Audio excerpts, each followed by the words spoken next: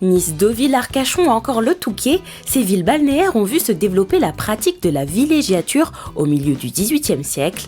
À l'époque réservée à une élite aristocratique, c'était plutôt un lieu de sociabilité, puis la coutume du bain de mer va apparaître. D'abord pour des raisons, dit-on, médicales, alors évidemment pas du tout comme nous aujourd'hui. Donc il y a des images très amusantes de dames avec des maillots très couvrants qui sortent de leur cabine. Voilà, vraiment rien à voir avec nos petits bikinis qui sont d'ailleurs aussi évoqués dans l'exposition. Tous à la plage, ville balnéaire du XVIIIe siècle à nos jours, retrace l'architecture et l'urbanisme des bords de mer en France. Cette exposition itinérante, produite par la Cité de l'Architecture et du Patrimoine, est visible jusqu'au 8 mai au Palais du Roi de Rome à Rambouillet.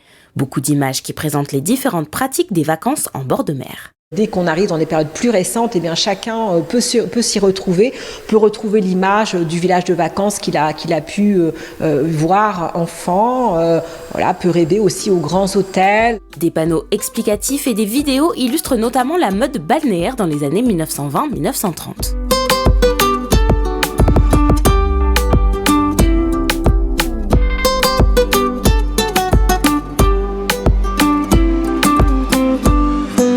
C'est l'époque dans l'entre-deux-guerres où on commence à s'exposer au soleil. Donc il commence vraiment à avoir des vêtements dédiés à cette pratique de la plage en fait.